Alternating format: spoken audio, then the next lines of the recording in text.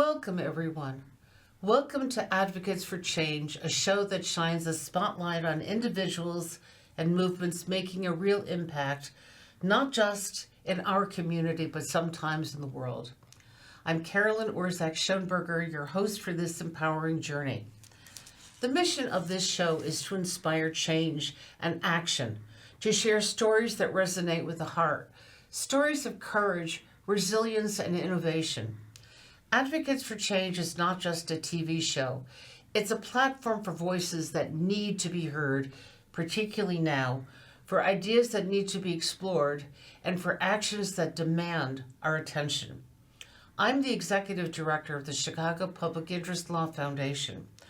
Our work is to assist our clients and other nonprofits achieve their missions.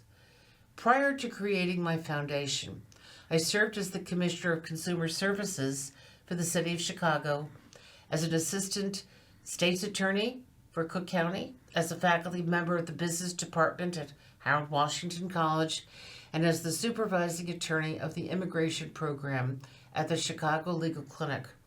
Also, I volunteer at organizations such as Chicago Volunteer Legal Services, a fabulous organization. As we dive into today's episode, we want you to share your thoughts, your ideas, stories of change, of things happening in your community, so together we can amplify these voices and make a difference. So I'm very honored today to have a person whom I've worked with on a couple of different issues, whether it's guardianship or immigration, Baltazar Enriquez, a community organizer in Little Village, and welcome. Thank you. Thank you for having us. So we thought this would be a good time to sort of start to address some of the issues coming up because of the immigration threats to people in the community. And I know you're hearing a lot of people being afraid, aren't you, Baltazar? Yeah, it's a conversation that every household is having in my community. But just to remind everybody that Chicago was started by an immigrant. So, I believe that the immigrant community here has made Chicago one of the top cities in the world, right? Because we have different types of food, we have different types of languages, different types of neighborhoods that are strongly Mexican American, Polish American, Indian American, and Asian American. This is what makes Chicago unique. Right? Not only our architecture, but the architecture of the immigrants that have settled down in our community. And also, Little Village is one of the communities that pay a lot in revenue and have 2 miles long of nothing but businesses. Well, there's no question that immigrants have made our city great, and frankly, we all have immigrant, or not all, but most of us have some kind of immigrant roots. My grandfather was Austrian. My great-grandparents were Polish. We have immigrant roots. And I guess one of the big messages is that don't panic. Don't sign away children on a short-term guardianship yet. There's preparation to do. Don't panic. But plan. So I think planning is very, very important. And before I get into really some of the planning and some of the basic rights, Baltazar, there's something that's going on Wednesday. Can you tell us about that? So, we are, for every action, there's a reaction, right? So we are now planning a march on December the 18th at 6:30 at the Arch of Little Village, where we're calling on everyone to come out and unite, and not only unite, but protect our immigrant brothers and sisters, those newcomers, those people that don't know anything about the laws and how to protect yourself. A lot of these people come from rural areas, so where the education is very low. So we have to educate those that are most vulnerable. We got to not only educate them, but protect them. If there is raids, we're asking people to ask immigration, do they have a warrant, detain these people, and put them in a safe place. We have to get into that because that is something that is Absolutely critical. So the first, I know you're going to have a speaker after the march. Yes, we're gonna have an attorney present from ICRR giving a workshop on what are your rights and what to do and what not to do. We're also gonna have a prayer vigil through St. Agnes Catholic Church where we're gonna end up, and we're gonna have cafe con concha. So, and we're gonna have singers and entertainment because not everything is sad, right? Everything is about getting people riled up and think positive. We're gonna think positive. Well, I know that Cardinal Supich just about a week ago basically gave the message, keep hope alive. And I think that is critically important, particularly right now where there's a lot of threats and noise. But probably one of the most important things, and I want to say this, that is critical, is that you have the right to say nothing. Tiene la derecha de decir nada. Yeah. I hope I wasn't too bad. I'm was told good, I that was speak good. Spanish with a French accent. But la derecha de decir nada. What does that mean? Someone walks up to you and says, show me that you're here legally. What is the response? Nothing. Nothing. Really. Nothing. No response. Nothing. A second thing is that if you are detained, if you're here for 2 years or more, you came in without documents, you're here without documents, you can have a key card, show something that you can prove that you are here for more than 2 years because certain rights kick in after 2 years. Yeah, I'm looking for my city key ID. Oh, that's a great idea to show the city key This card. is the city key ID. I'm gonna cover my address, but this is a city key ID that the city of Chicago gives for free, and you could help your brother, your family member, a friend, or your babysitter, the people that clean your building. You could help them get one of these city key ID, and it proves that the day you enter to the United States. And that's important because there are some people who are vulnerable. People who entered without documents and they're here for less than 2 years. There's some vulnerability.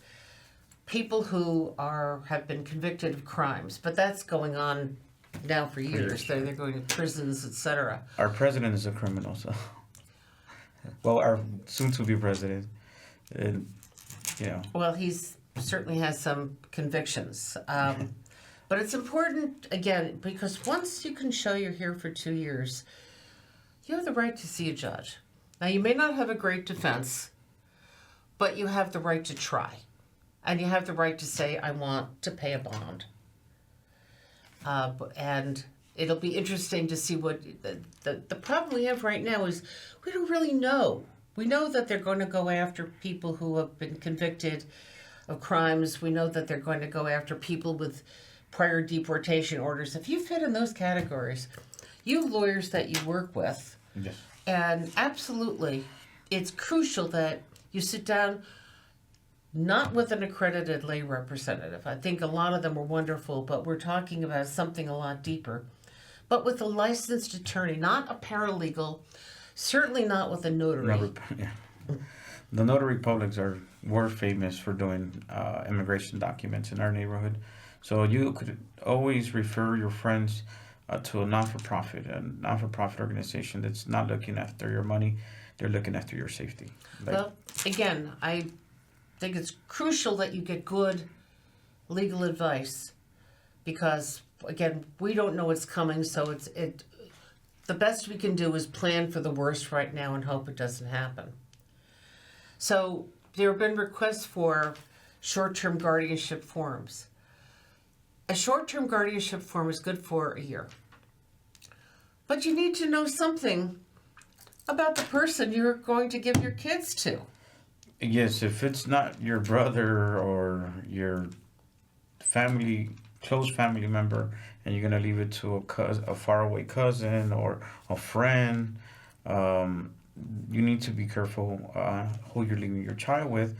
And we're not asking people to do a criminal background check, but you want to know their lifestyle. What kind of lifestyle do they live? I would ask for a criminal history. I would ask for the medications Oh yeah. the children would take if they have special needs. Yeah. I'd want to know from the person, even a family member, do you have the money Right. to sustain the well-being of this child? So again, there are a lot of questions, a lot of documents that need to be given, because the most precious thing that we have are our children. So we just, in a moment of panic, don't want to do something and then live to regret it. Right. Furthermore, if they're both parents should agree. If one parent doesn't agree, maybe the other one will take custody, unless there's a good reason. But if you have a divorce or there's an order of custody, you got to go back to court. Short-term guardianship can get you into trouble. So again, plan. Birth certificates. Documents that you could prove that when you arrive, appointments, the report cards, immunization shots, bills, even propaganda bills, anything that shows that you've been here within the certain time from in the United States that prove 2 years or more of residency. Keep those documents handy. Keep them where we have a safety plan in case of one another gets arrested.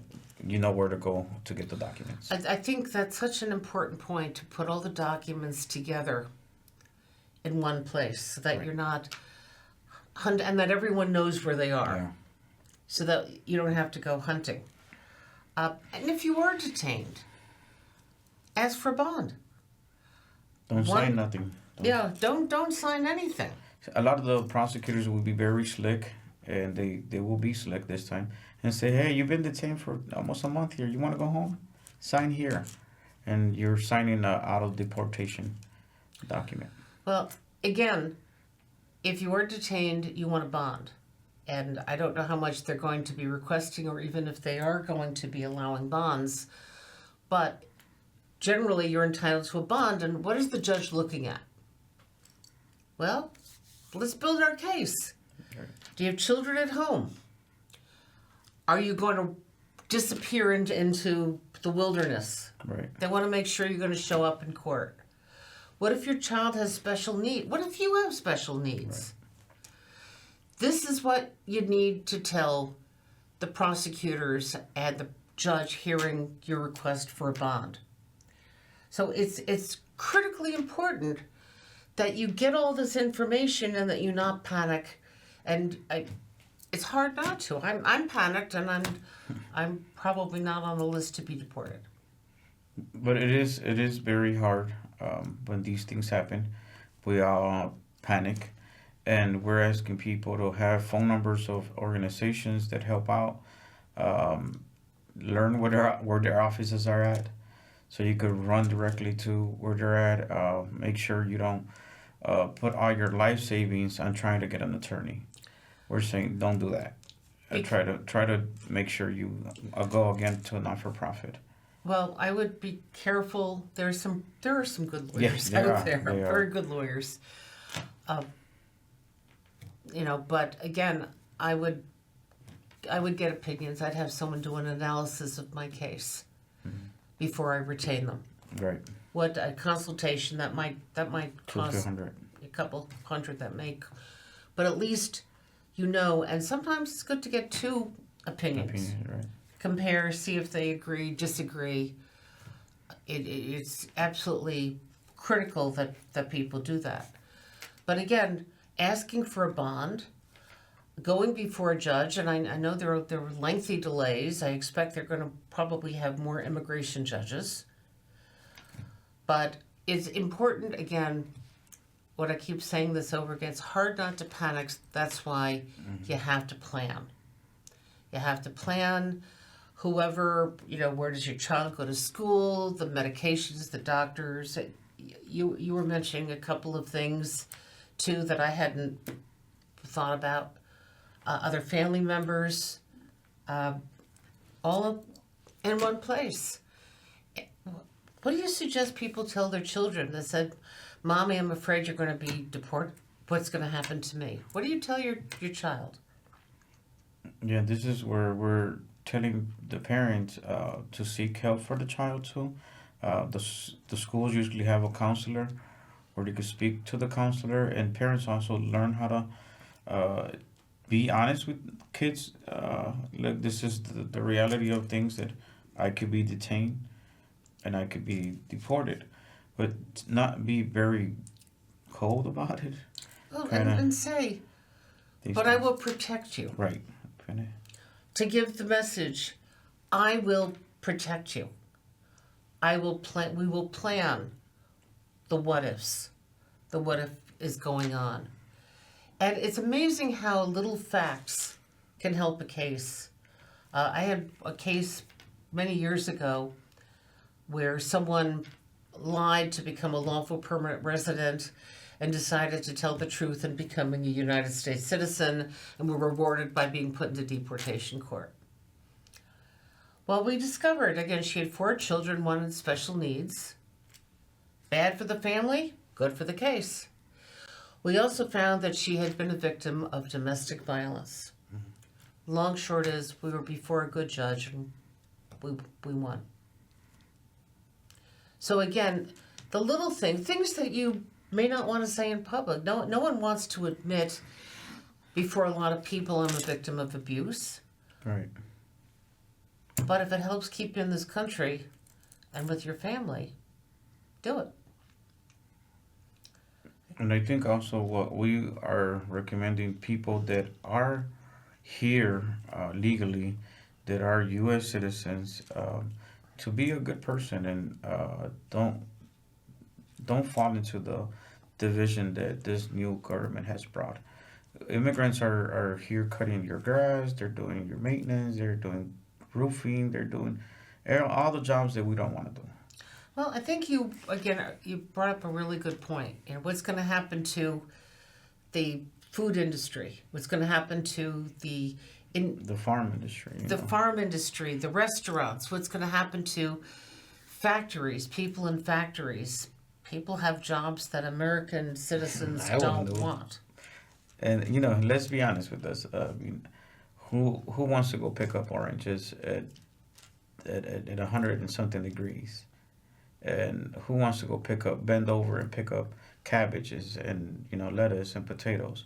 All these jobs are not easy. A lot of them are very, very hard to do, and some of these individuals kill themselves for us because they do not get to retire.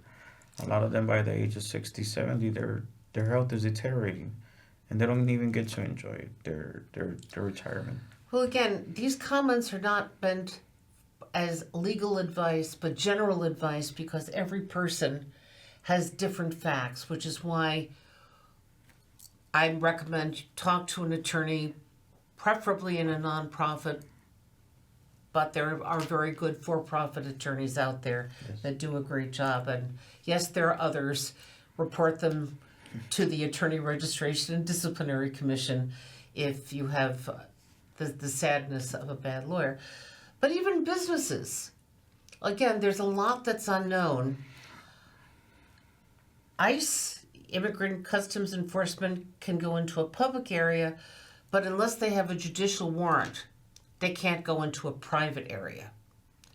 Will they try? No, they will try. Yes, but they can't. And there's some question in a restaurant what constitutes public and private. Private, yeah. So again, that has to be worked out. The other thing I would tell businesses is they have to have what's called an I-9, where the employee fills out a document indicating if they're a permanent resident or a citizen. I would, as a business, ICE could come in and do an audit. They have to give you 3 days notice. Don't put it with other employee records. Keep it separate. Keep it in an area that's secure, but not a private area of your business.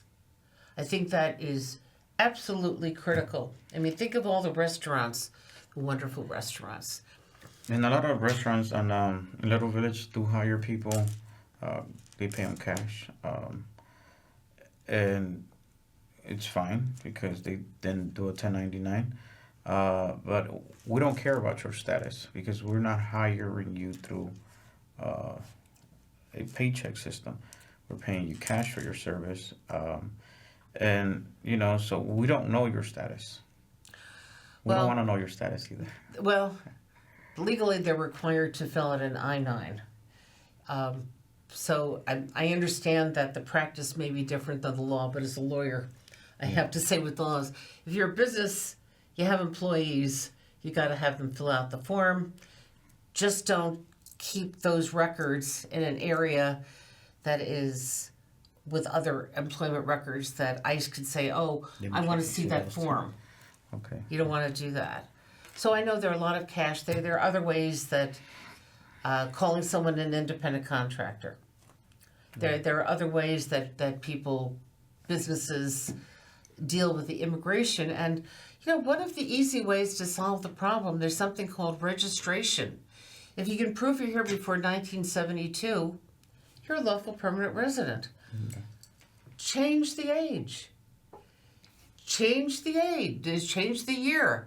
1972, 2022. There's a way of doing that would eliminate, now not everyone would qualify, but again, there's a way of solving the problem. And you and I have both heard people critical, how come these people from Venezuela and Haiti have been allowed in? We both have heard that, haven't we? Yeah. They're here. Yeah. They're here like everyone first came for a better life. They came here, a lot of people, especially Haiti, fleeing the violence in Haiti, living in the wrong neighborhood or belonging to the wrong church. But they're here. We're going to let them freeze to death. Yeah. So I know there's a lot of anger. I know that the laws are bad. We know the laws are bad. Oh, yeah. And I mean, this is clearly an attack on the immigrant community, and shame on Trump for using us as a pawn. Shame on them for dividing our communities instead of making us a strong nation, which will be a nation that is united, looking out for each other, investing in our immigrants. Would not only it was going to give us 10 times what we invest in them, because they open businesses, they're going to buy cars, they're going to buy houses, they go out shopping. This brings in revenue.